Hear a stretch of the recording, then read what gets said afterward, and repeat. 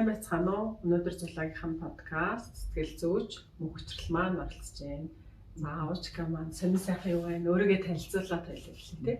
За бүгдээрээ сайн байцгаана уу? Мөнхөтрөл гэдэг хүүхдийн сэтгэл зүйч одоо сургууль ажиллаж байгаа. Тэгээд сэтгэл зүйчтэй бас нэг ачаалттай илэрхийлэлтэй, ачаалттай цаг одоо дуусаад шинжилдэхгүй нэг жоо хамсгийн хайртай нэг тиймэрхүү байна да.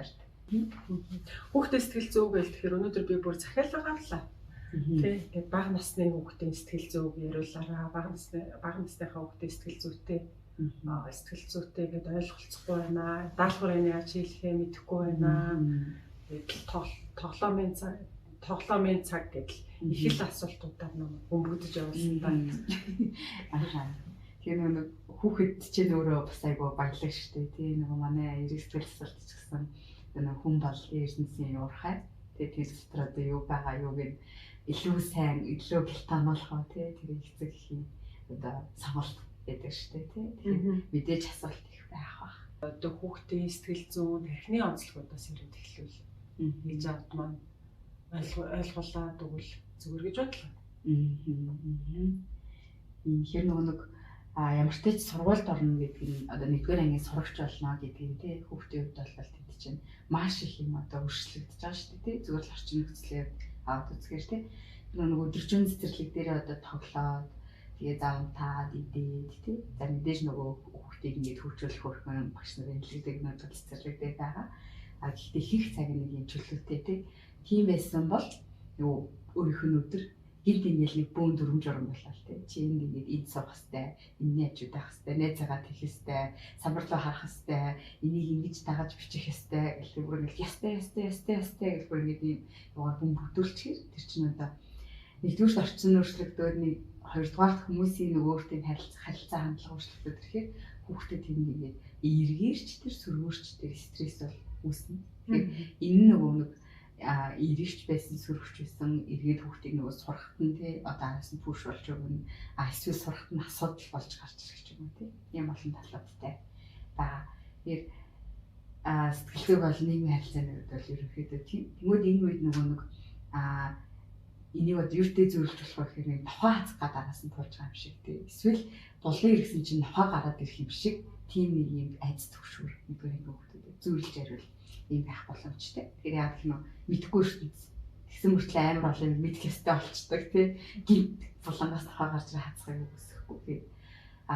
Тэгэнгүүт нөгөө хүүхдэд төгшөр үүсэж байна гэдэг чинь эргээд нөгөө аливаа зүйлд хариулт үзүүлэхтэй айгу огцон ширүүн байх ч юм уу тий. Эсвэл одоо жоохон ууртай байгаа эсвэл амар үгүйсгээд байх ч юм уу тий. Эсвэл амар юм дуулууртай болоод эсвэл бүр татваршаа болох ч юм уу. Маш олон янзын өөрчлөлт хүүхдийн харилцаа адилхан гарна. За тэгээ таны мэдгүй хөгжил тархины хувьд бол тийм энд чинь одоо сургууль сурч эхэлж байна гэдэг чинь хүүхэд энэ нөгөө анхаарлаа төвлөрүүлэх шаардлагатай оюухан хүч одоо энэ орчин нөхцөл өсөж штэ тийм тэгэхээр одоо хүний анхаарал төвлөрөх хугацаа одоо нэгдүгээр ангийн сурагчийн хувьд бол одоо за 8-аас 10 минут болж хөгжих ч юм уу тийм тэгэхээр хүүхэд бол харилцаа адилгүй тэр дунджаар одоо энэ хугацаанд хөгжих за тэгээд нөгөө дөрвөн журмыг баримтлах тийм юу вэ гэдгийг одоо таньж мэдэх. За тэгээд дээрэс нь нөгөө анхаарлын шилэн сонгох чадварууд бол нэг хөгжиж байгаа. Тэгэхээр маш олон процесс ингэж зэрэг явагдаж байдаг. Анхаарал төвлөрөхөд дээдл нь 10 минут гэж ойлголоо. 10 минут байтал одоо чи 2-3 цагийн хийх ёстой даалгавар өгöd байгаа байхгүй. Тэгэхээр ингээд ээж аавд нь нэг тийм хөрхөн тоглоом маягаар хийх тийм зөвлөгөө маяг юм байл зүгээр гэж бодож чинь нөгөө одоо юу гэдэг нь бид нар чинь нэг том шиг 2-3 цаг суулгах гал байдаг байхгүй том хотон суу, цэх суу гэл гэтэл нэг хүүхдэд тархины онцлог чи өөр шүү дээ тэр ингээд өөртөө шахахарч идэг те ингэнгээрээ даалгавраа хийх нь зөв юм уу те ингээд бараг одоо ингээд харч нэг эргэлзэж шүү дээ энэ хүүхд аутизмтай биш байгаа гэдэг эдээштэй тийм болоо тийм тэгэхээр тэр тал дээр тэр бас нэг асуулт зөрүүлээд асуумаар санагдчих. Та яг тасралтгүй 2 цаг нэг зүйлийг хийгээд сууж чаддаг уу? Одоо манай үзэж байгаа эцэг эхчүүд ч гэсэн тийм 2 цагийн турш яг тасралтгүй нэг юм хийдэг үү? Бас хэцүү л дээ. Яг үнэ хэцүү шүү дээ. Яг яг ингээд одоо яг хийх ёстой үедээ бидний тий хийж чадна. Гэхдээ яг хийгээ сухад бол мэдээж хэцүү шүү дээ. Тэр чинь яг 2 цаг. тий. Ядчил дунд нь нэг удаа босож 0 орно. Ядчил нэг удаа аюулсан тий. Аха. Тэгэхээр нөгөө нэг томчууд ч гэсэн одоо нэг ажлыг гүйцэтгэх тий. Дунд нь одоо нэг босуух, нэг удаа босох юм амралт авч одоо бид нар ингээд өөрсдийн мэдлгүй зохицуулахад хийж штэ. За үнэхээр нэг хийх ёстой ажил байгаад байдаг тий. Гэхдээ хийх хүсэл төрөхгүй байна. Тэгээ бид нар ингээд яа болдог л гэж очиж хөвчгээсэн. За босч нэг ай кофе уучаад хий да. Тэгээ энэ чинь бид нар нөгөө нэг тэнд химэргүй байгаа нөгөө хүслээ тэнд байгаа стрессээ кофегоор дамжуулж ингээд тайлчаад тэгээ ажил руу орж штэ тий. Тэгээ хүүхдэд бол нөгөө энэ чадвар байхгүй байгаа. Нөгөө яавал одоо миний хийх хүсэл нэмэх юм бэ? Яавал би хийж болох юм бэ гэдэг хүүхэд мэдэхгүй. Тэгэхээр нөгөө аав ээжүүд маань чи хийх ёстой гэдээ хахаасаа биш одоо за 6 настай хүүхдэд ээж нь стрессгээр кофе уудаг шүү дээ ойлгохгүй шүү дээ гэхдээ миний хүү одоо миний охин тий хичээл хийхээс өмнө нэг дуртай тоглоомоор нэг 10 минут тоглож юм уу тийм мэдээж тэр хүүхдэд чинь одоо нэг дуртай амиа хийр чинь нөгөө аз жаргалын дааврууд нь ялгараад тий сайхан тайвшраад тарих нь гой сэргийг болоод тий нөгөө биеийн бэлтгэж шүү дээ. За тэрнийхэн дараагаар за одоо хоёул хичээл хийх үү. Гэтэ хичээлийн гэдэг нь 2 цаг тасрах тусах гэсэн үг биш шүү дээ тий. Тэгэхээр тэнд нөгөө хэдэн минут суугаад хэдэн минут амархан гэдэг тэр зохицуултыг аав ээж хийх хэрэгтэй. Тэгээ за эсвэл одоо минутаар ярихад хэцүү байвал тий. За хоёулаа 3 өгүүлбэр биччихээ. Нэг удаа гараа амраад тэгээ дараа нь 5 өгүүлбэр биччихээ. Босч усна гэж юм тий. Хүүхдийнхээ онцлог тохируулаад энэ зохицуулгуудыг аав ээж маань хийгээд явбал хүүхдтэйгээ ойлголцоход ч тэр тий. Бүр тийм богинохон байх юм шүү дээ. 3 өгүүлбэр биччихээд өгн амрааж явах хэрэгтэй тий. Заавал тийм гэсэн үг биш. Энэ бол жишээ шүү. Эсвэл одоо нөгөө хоёулаа 5 минут хийснийхаа дараа одоо босож найл орно ч юм уу тий. Эсвэл одоо 10 минут яг суусныхаа дараа миний хүү одоо завсарлага аваад авалтай дуртай чихрээ идэж болно ч юм уу тий. Тиймэрхүү байдлаар явбал ингээд ирэхээр нөгөө хүүхдэд ч ингээд нөгөө даамт багтай аав ээжид ч гэсэн ордоо хийгээч гэд ахын баг одоо их стресс баг тий. Нөгөө анханасаа хэдэн минут хийгээд амархан тодорхой болцсон юм чинь. Тэгээ яг энийг нөгөө хүүхэд ямар ч ингээд одоо нөгөө нэг эсэргүүцлгүүгээр дагна гэдэг бас хэцүү л тий. Тэгэхээр тэр үед одоо нөгөө эсэргүүцээд эхлэвэл тэнд яаж тайвшруулах юм бэ? Нөгөө аав ээжийн дахиад хараад байгаа байхгүй. Тэгэхээр одоо таа ч гэсэн анханасаа бүх юм чаддаг байгаагүй бид нар сурдаг тий. Одоо надад ч гэсэн ажлаа хиймээргүй санагдахгүй байна. Тэгэхээр за нэг сайхан дуу сонсчод ажилдаа ороод ч юм уу тий. Тэгэхээр өөрийнхөө стресс тайлдаг аргуудаас хүүхдтэй санал болгоод хүүхд чинь яаж болох санал болгоод хөргөжлүүлээд явбал тохиолдож дээ. Энэ айгүй тийм харгас санагдчихлаа тий. Нэрэл бид нар ингээд 2 цаг сууж чаддгүй. Гэтэл тэднийг заавал суу гэж загнаа замдраа суулгаад идэх шүү дээ тий. Тэгсэн чинь хөөрхөөс тийм л богинохон минутанд анхаарал төвлөрөх чадвартай байхад энэ дээр ингэж асуувал одоо ингээд нөгөө бид нар чи 2-3 цаг хичээл хийлгээл одоо гайгүй үнэтэй сургуульд одоо сурах чий гэж бодоод хэл ус сургаалгаа чи нөгөө л хүүхдийнхээ төлөө магадгүй тэр тарихныхын хөгжлийнхэн төлөө онц сайн сургаж одоо ирээдүйд сайхан явуулахын төлөө энэ бүхнийг хийгээд байгаа. Тэгэн гол зөвхөн хичээлээр биш тий. Оновч гэж чинь хүүхдийн сэтгэл зүйч юм чи зөвхөн хичээлээр биш тэгвэл бид нар хүүхдийнхээ тарихыг тий яаж хөгжүүлж болох юм бэ? Оюуны чадварыг яаж сайжруулах юм бэ? Тоглоомын аргаар тий. Тоглоулангуудаа стрессийг яаж тайлбарлаад байх юм бэ? Гард орох материалаа. Тэр нэг ирээдүйд одоо хүүхд маань сайн амьдраасаа тий одоо намайг байхгүй болсон ч одоо нэг өөрөөр аваад явчаасаа тий аав ээж болгоны хүсэл яг тийм аа шүү дээ тий. Тэр нөгөө сайн амьдрна гэдэг нь нэг тэнцээ 2 гэдгийг мэдхтэй одоо 100% хамааралтай биш байхгүй тий. За магадгүй 20% нь за тэгээ магадгүй 30% дахиад нэг өөр зүйл дахиад 10% дахиад нэг өөр зүйл тий. Сайн байдал гэдэг чи одоо гэр бүл болгоноос хүн болгоноос хамаарат өөр байгаа шүү дээ тий. Тэгэхээр нөгөө яг ямар байх нь таны хүүхэд ямар байх нь таны хувьд одоо сайхан байгааг илтгэх юм. Гэхдээ хүүхдийн хувьд ямар байх нь сайхан байх юм. Нөгөө хүүхэд маань тоо бодох дуртай байгаад гэсэн чинь аав ээж нь чи тоо бодоод тэргүй одоо тоолоод сайхан амьдрахгүй чи тоглоод тэгвэл сайхан гэх тээ. Зэрэг хүүхэд маань тоглоод сайхан байх гэсэн чинь тоглоод тэргүй тоо бодоод сайхан амьдр гэдэг л энд нэг юм огтлцгүй шүү дээ тий нэг юм. Тэгэхээр нөгөө миний хүсэл үү хүүхдийн маань хүсэл үү тий. Тэгэхээр энд нөгөө сэтгэл зүйн сайхан байдал гэдэг зүйл чинь ялтчгүй яригдчих байгаа байхгүй. Ялтчгүй нөгөө хүүхдийг хөгжүүлэхэд тий одоо тарих тарих оюун ухааны хувьд ч тэр сэтгэл зүйн хувьд ч тэр хөгжүүлэхэд эцэг эхийн анхаарал халамж гэдэг бол юунаас илүү чухал. Тэр нөгөө аав ээж хүүхдтэй хэр одоо чанартай анхаарлыг зориулж чадчихээн те хүүхдтэй хэр их чанартай хайр халамжийг зориулж чадчихээн тэр нь хүүхэд одоо эргээд нөгөө хичээлээ хэр сайн ойлгох юм бэ? Өөрийгөө хэр сайн ойлгож мэдрэх юм? Бусдыг хэр сайн ойлгож чадах юм? Энэ бүхний одоо суурь нь болчих өгнө шүү дээ тийм. Тэгэхээр ялангуяа бага насны хүүхдүүд аав ээжүүдийн хувьд ингээд хүүхдтэй чанартай анхаарал өгөх нь бол маш энгийн зүйл хэлэх юм одоо. Магадгүй нэг дуртай бамбууштай хамт нэг 5 минут тоглох. Дуртай үлгэрийг нэг 10 минут уншаад өгөх. Тийм нөгөө тоглох дуртай байгаа нөгөө Roblox-ийг энэ Roblox чинь яадаг тоглоом юм бэ? Дотор ийм олон төрлүүд юм уу? Ингээд мөнгө цуглуулд юм уу? Энийгээ зараад ингээд юм уу тий хийж байгаа юм сонирхох. Нөгөө чи надад сонирхолтой, чиний юм байна гэдгийг нөгөө хараад үзгээ. Тэр нь эргээд хүүхдэд нөгөө хайрлагдаж байгаа тий. Би энэ чухал юм байна, би үн цэнтэй юм байна гэдэг мэдрэмжийг одоо өгч чадна. Тэгээс нөгөө 24 цаг чи тэгээрээ чи ингээд нөгөө нэг энэ нь бол одоо чанартай анхаарал биш болоод байна шүү дээ тий. Тэгэхээр одоо хүүхдийг хөгжүүлэх хамгийн их нэгэн арга тоглоом ус эхэлж байна. Тэгээ нөгөө хүүхдийн сэтгэл зүйчийн бас ажлын хамгийн чухал хэрэгсэл нь тоглоом гэдэг тий. Хийсэн дээр хөвцсөн хүүхдүүдтэйгээ тоглоно, эсвэл коридороор хамт тоглохгүй тий. Бас гоё мэрэгчл шүү хүүхдийн. Хүүхд толботой мэрэгчл.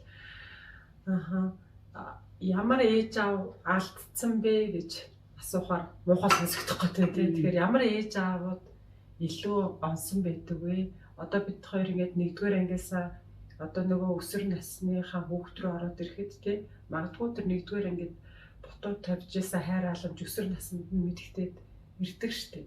Тэгэн гол одоо алдсан гэхээс илүү ямар ээж аавууд онцсон юм шиг санагддаг вэ өсвөр наснд? Өсвөр наснд. Шууд одоо нэгтлийг бариад хэлэхэд бол айгүй хэцүү асуулт шүү дээ тий. Тэгэхээр нөгөө энэ дахиад хүн болгон өөр, гэр бүл болгон өөр, нийгэм соёл болгон өөр тий. Их баг том жижиг зөндөл ялгаанууд байгаа шүү дээ тий.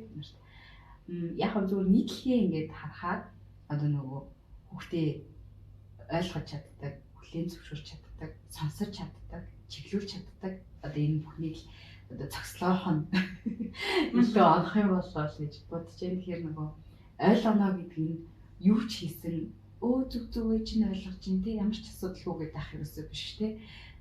Хүлээн зөвшөөрнө гэдэг нь буруу зүйл хийгээд исэн чи чи хүүхэд зодсон юм уу? За яах вэ гэж хэлэх ерөөсөө биш тий. Тэгэхээр нөгөө таны хүүхдэд ямар мэдрэмж байсан бэ? Тэнд уур байсан юм уу? Гомдол байсан юм уу? Тэрийг нь ойлгох. Ойлгосныхаа дараа хүүхдээ нөхцөл байдлыг нь одоо хүлээн зөвшөөрөх. Тэрнийхээ дараагаар нөгөө ойлгож хүлээн зөвшөөрсөн гэхдээ нөгөө чиглүүлэхтэй зөв чиглүүлэхийг өгөх. Миний хүүд үнэхээр уур хүрнэ байсан юм. Үнэхээр хуммаар байсан юм. Ээж нь ч гэсэн одоо ийм нөхцөл байсан мэл те. Амар уур хүрнэ. Ээж нь ч гэсэн чамшиг байхдаа яг ийм юмнаас болж уурч ирсэн шүү дээ. Гэхдээ ингээд найзд нь ч гэсэн тийм байсан баг та. Тэгээ хүүхдийг өөрөөр нь эргцүүлүүлэх те. Тэгэхээс одоо шууд нөгөө чи яагаад ингэсэн юм чинь буруу штэ тий эсвэл зөв чи өөрийгөө хамгаалахын тулд ингэх ёстой гэдэг зүйл ерөөсөө биш нөгөө хүүхэд чинь өөрийгөө танаад би юу хийсэн бэ энд юу болцсон бэ энэ ямар үр дагавар төрчөө гэдгийг одоо ойлгоход нь зөв чиглүүлэг өгч чадсан байвал илүү одох юм болов уу гэж бодож байна. Тийм ёстой хэрэгтэй байна. Мэдрэмжийн дарахгүй сонсоод гэхдээ бас чиглүүлэх юм шүү дээ тийм. Нэгтэй хэрэгтэй хариулт байна. Би ингээд жоохон бахта ээж аав тэр найз чи сайн, энэ найз чи муу гэлтэй. Надтай юу тийм манай ээж аав хэрэгс муу хүмүүс юм шиг санагдаад идэгсэн. Тэрийг ингээд одоо манай ээж аавынхаар гişэр тийм. Одоо мэдээж тэр хүүхдээ гэдэг буруу зөв хүнтэй нийлэх гэдэг шүү дээ. Тэгэхээр тэрийг нь яаж зөвөр ээж аав нь ойлгуулад чиглүүлж өгвөл зүгээр гэдэг вэ? Нэр одоо нэг ялангуяа бага насны хүүхдтэй аав ээжүүд маань аднэр ч одоохондоо найз гэж мэддэг тий. Ингээд зөрхөн тоглоод ингэсгээл авчаа гэсэн байдлаар бас ингээд жоохон хандах гэдэг тий. Гэтэл ер нь бол ингээд хүн бүлэг дотор байна гэдэг чинь одоо нэг том анги нэг бүлэг байна гэдэг чинь тэр дотор дахиад жижиг бүлгүүд одоо 2 сайн найз, 3 сайн найз, 4 сайн найз, 4 сайн найзын дотроо дахиад 2-2-ороо сайн найз гэл бүлэг мэдээж байна шүү дээ тий. Тэр нөгөө нас насандаа тохирсон хөөрхөн асуудлуудтай бид нар чинь тий бас нас насандаа сонирхлоороо нийлээд ингээд бас явчихдаг. Тэгэхээр сургуулийн насны хүүхдүүдийн хувьд бол 1-р ангид орсон цагаас эхлээл одоо ер нь бүлэг үүснэ. Тэнгүүд яг за 2-3 дугаар ангиас эхлээд илүү одоо нөгөө найзын мэдрэмжүүд тий хин яг миний найз юм бэ? Би яг энэ бүлгийн одоо энэ ангийн нэг хэсэг мөн юм уу гэдэг асуултууд айгүй хүсдэг.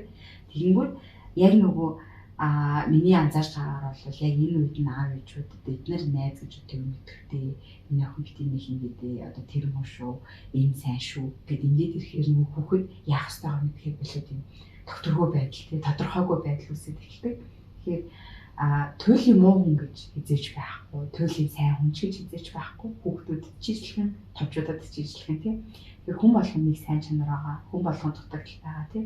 Тэгэхээр тэр хүүхдтэй таны хүүхэд найзлаад байж ах үедээ юу сайхан байгаа юм тий. Тэрнээр нь илүү ач холбогдол үүсэ гэж эцэгчүүдээс ер нь аягүй хүсдэг. Тэгэхээр амар сахилах хүүхдүүд байдаг шүү дээ тий. Гэтэл тэр хүүхдүүд ангид байж анги илүү хөвчлөлтэй алуун дулаан байдаг. Амар даруй хүүхдүүд ч бас байдаг тий. Тэгэхээр энэ аягүй дуу хурцмхээ чи энэ хүүхдээ нийлээд нөгөө хилаамгүй болчихгүй тий. Өөрөөгөө илэрхийлээ болчихгүй гэдэг юм ерөөсөө байхгүй тий. Тэндээс хүүхэд яаж доктортой байх юм, яаж тайван байх юм, хаана дуурах юм, хаана дуурч болохгүй юм гэдгийг ч гэсэн сурч байгаа. Тэгэхээр харилцан л бид нар бие биенээсээ сураад хөгжиж явж байгаа учраас намайг бага ангийн хүүхдүүд дээр бол зээж битгий танай ангийн тэр чин сайн шүү, энэ ч юм уу шүү гэж яриараа. Харин хиний юу сайхан бэ гэдэг дээр одоо юу сайн бэ гэдэг дээр илүү их одоо анхаараарай.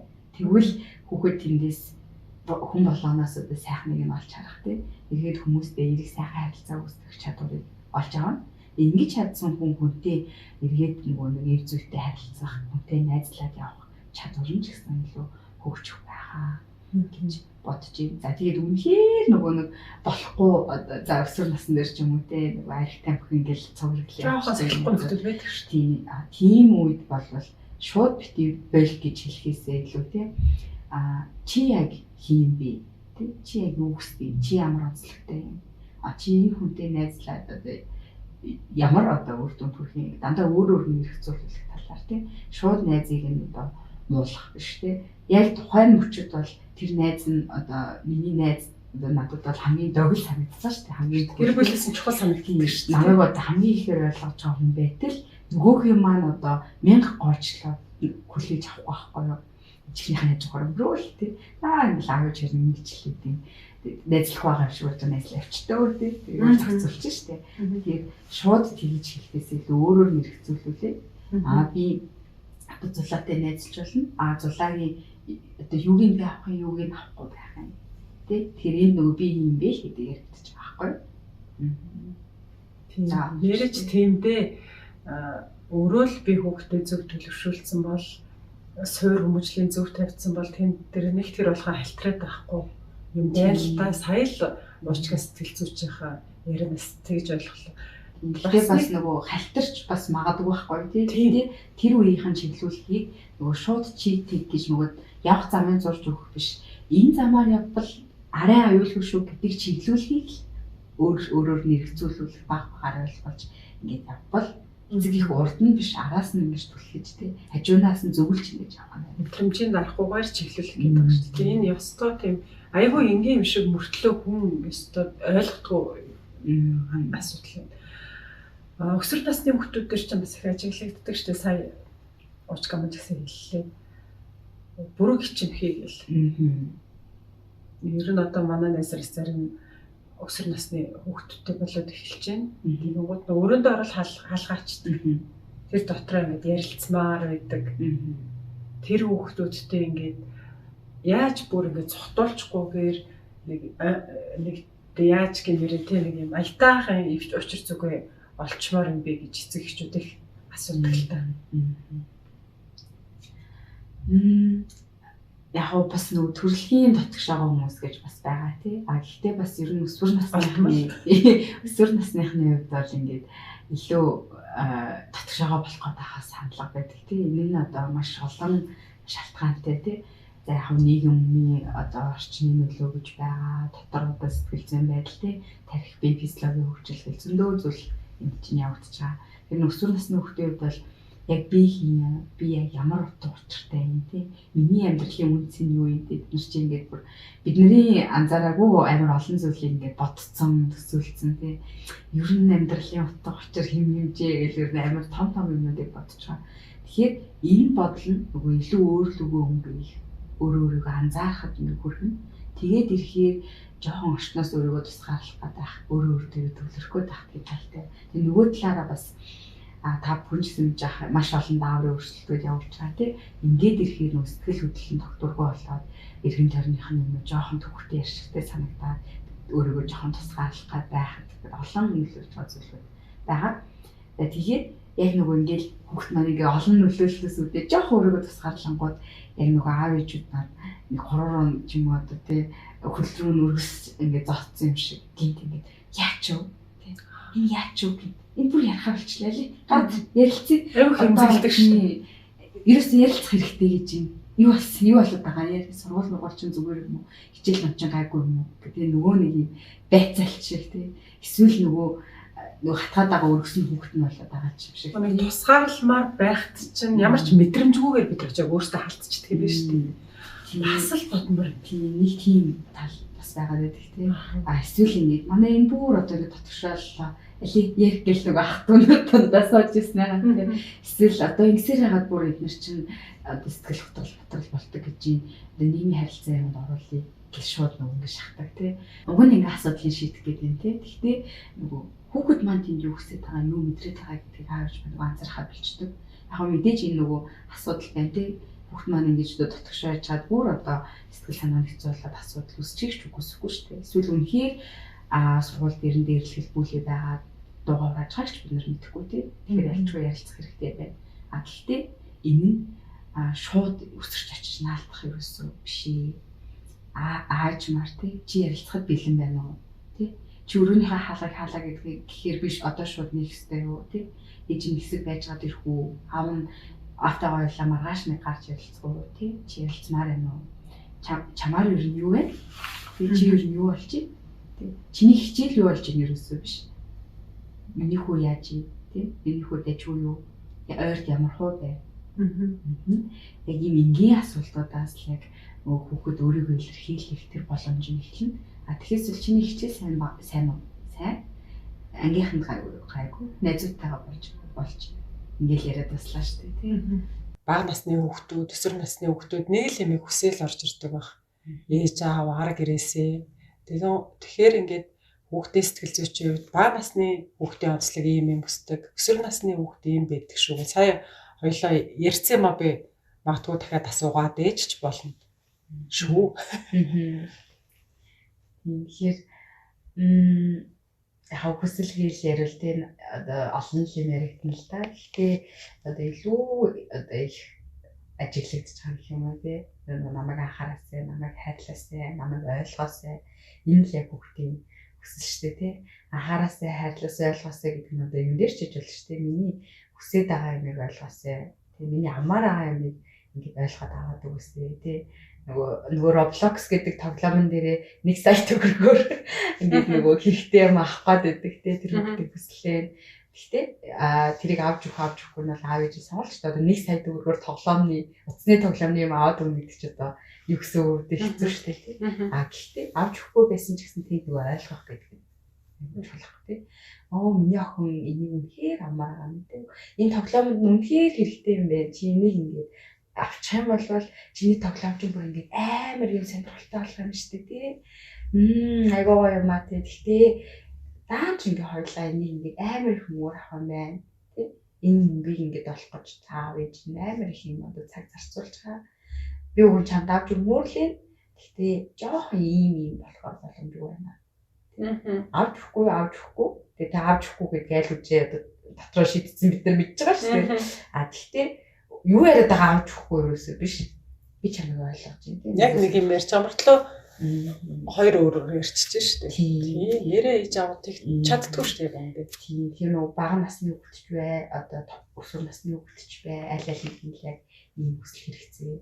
илүү их байгаа байх. Тэгэхээр нөгөө энэ ойлгоостой хайрлаасаа гэдэг хүсэл нь хангагдчихэж л хүүхэд нөгөө одоо өөрийн үнцнийг тийм мэднэ илүү сэтгэл зүйн хувьд одоо доктортай сайн сайхан байдал нь хангагдана. Товч өвөө тодорхой миний асуух гэсэн бүх асуултуудыг манай аавчка урдчлаад ингэж хариулчлаа. Хоёлаа сая найзууд гэд ярьлаа. Найзууд юм чинь байнга ив түнжинтэй байхгүй. Тэ хүүхдүүд хоорондоо муудалцдаг. Муудалцахаар би энийг гомдоодгоо. Энэ тал дээр тэр нөгөө нэг харилцаа үүсчлээ байгаа бол зөрчилтөө мэдээж гарна те. Бид нар ч гэсэн хүүхдтэйгээ мууддаг штеп. Үгүй чи яахлаараа намайг ойлгохгүй бэ? Ээж тэгээд тахч юм л те. Тэгэхээр хоёр хүүхэд ч гэсэн хоорондоо муудна. Тэгтээ нөгөө одоо нөгөө муудсныгаа зөрчилдсэнийг харилцаа адилгүй янз бүр юм штеп.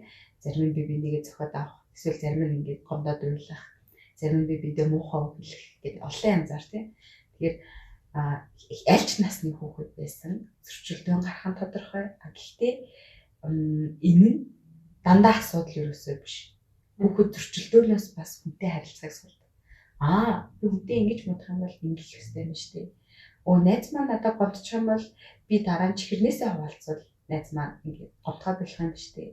Эсвэл найз маань надад уурлахаар нь би уучлал гуйвал уурлахад болох юм шүү дээ. Хүүхэд эндээс ингэ бас суралцаа л явж байгаа. Тэгэхээр нөгөө хоёр хүүхэд хоорондоо муудаж байна гэдэг нь хин нэгнийхэн заавал буруу эсвэл хин нэгнийхэн зөв гэхээсээ илүү энд бас хүүхэд сурч байгаа юм сураал явж байгаа шүү гэдэг аав ээж минь бас бодоосоо.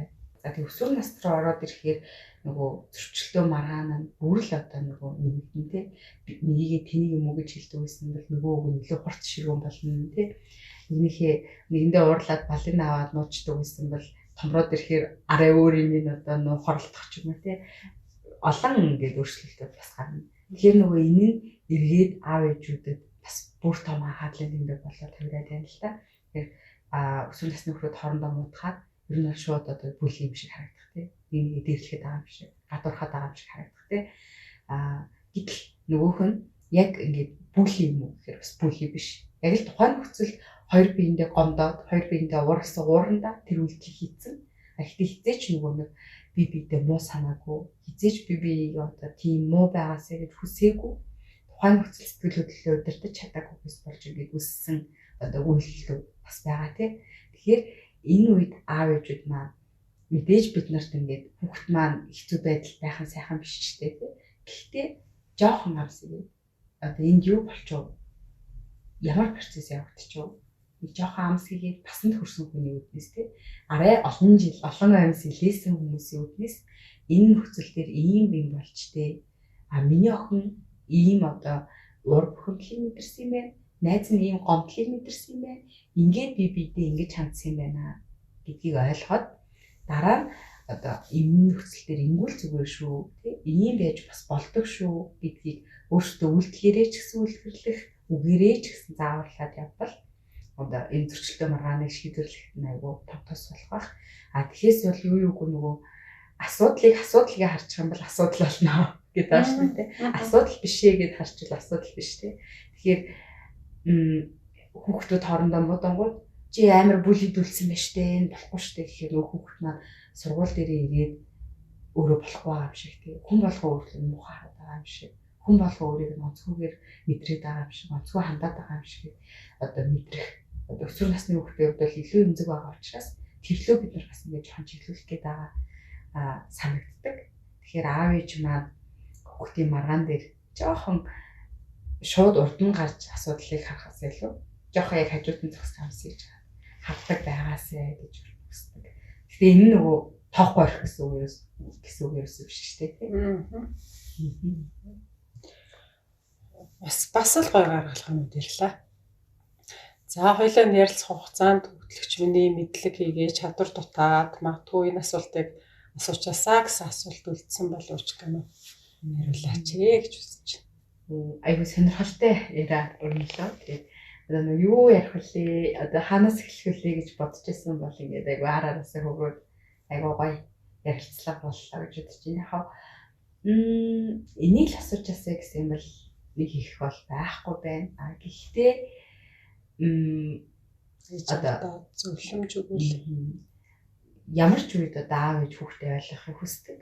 Ямар ч үед хүүхэд аав ээжтэй хайрлагдахыг хүсдэг. Хизээч энэ хүүхдийг ойлгохгүй бай, аав ээжийг хайрлахгүй бай гэдэг гэр бүл байхгүй.